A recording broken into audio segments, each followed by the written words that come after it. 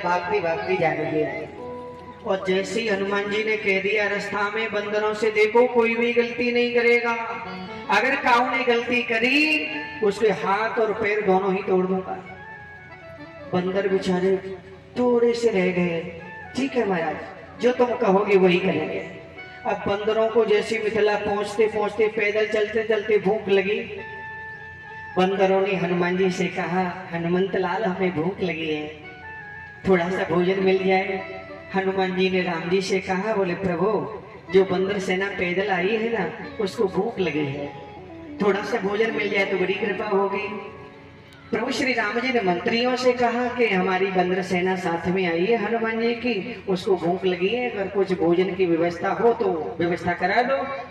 मंत्री ने जाकर के जनक जी से कहा, जनक जी ने कहा किस बात की देर है, भोजन तैयार है, लाओ पांडाल में जिनको भूख लगी सबको पांडाल में बैठा दो। अब मंत्री ने जाकर के राम जी से कहा कि भोजन के लिए भेजो। राम जी ने हनुमान जी से कहा और हनुमान जी ने बंदरों से कहा कि देखो जिन जिनको भूख लगी सब पांडाल में पहुंचो। बंदर जैसे ही पांडाल में गए, जाकर के देखा तो कुर्सियां लगी हैं।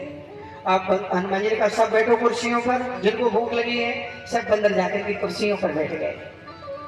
टेबल पर जैसे सामने पत्तल आ गई, भोजन परोस दिया और पूरी सामग्री परोसने के बाद में हनुमान जी ने कहा, कोने वाली कुर्सी पर मैं ही बैठूंगा, अगर ये गलती ना कर दें। सबसे कोने वाली कुर्सी पर हनुमान जी बैठ गए। अब हनुमान जी ने कहा, देखो जैसे मैं भोजन करूं वैसे ही तुम्हें भोजन करना है, ठीक है महाराज? कैसे करना है? बोले जैसे मैं करूं वैसे करना है, वैसे मैं खाऊं वैसे तुम्हें भोजन करना है। अब हनुमान जी तो मन में सोच रहे थे कि जब मैं गलती नहीं करूंगा तो शायद गलती नहीं होगी। ठीक है महाराज, तो बताओ कैसे करना है? हनुमान जी ने कहा सबसे पहले हमारे ठाकुर जी का भोग लगाओ। सबने हाथ में जल लेकर के और भोग लगाया और भोग लगा करके कहा, देखो जैसे मैं भोजन करूं वही करना है, ठीक है महाराज? अब हनुमान जी पत्थर में से लड्डू उठाए तो सब बंदर लड्डू उठाए। हनुमान जी अगर पूरी खाएं तो सब बंदर पूरी खाएं, हनुमान जी सब्जी खाएं तो सब बंदर सब्जी खाएं। अब हनुमान जी ने कहा, जी फल भी तो परोसे, देखो तो सही। अब हनुमान जी ने जैसे ही खाते खाते भोजन को उसमें से एक फल उठा लिया। अब जैसे दशहरी आम को खाने के लिए हनुमान जी ने जैसे ही लिया, अब हनुमान जी में कछु तो बल ज्यादा और कछु आम पिलपिला। अब जैसे ही हनुमान जी ने उस दशहरी आम को उठा करके खाने के लिए जैसे लिया और जैसे ही दबाया, सोई गुठली निकल के ऊपर चले गए। हनुमान जी ने मन में विचार किया कि ये गुठली अगर दूसरे की पत्तल में गिर जाएगी तो पत्तल खराब हो जाएगी, इसलिए हनुमान जी ने अपनी कुर्सी से छलांग लगा करके गुठली को ऊपर ही पकड़ लिया। अब अन्य बंदरों ने समझा कि ये फल ऐसे ही खाया जाता है।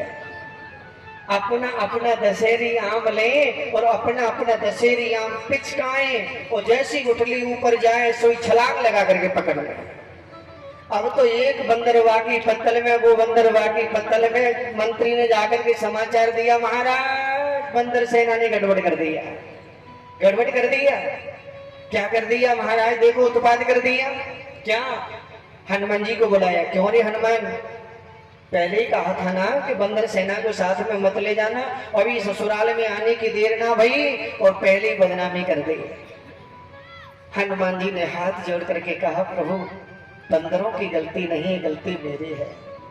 अगर मैं बंदरों को कह देता कि कोई भी खड़ा नहीं होगा, मैं इस गुठली को लेने के लिए छलांग लगा रहा हूं, तो शायद ये गलती नहीं होती।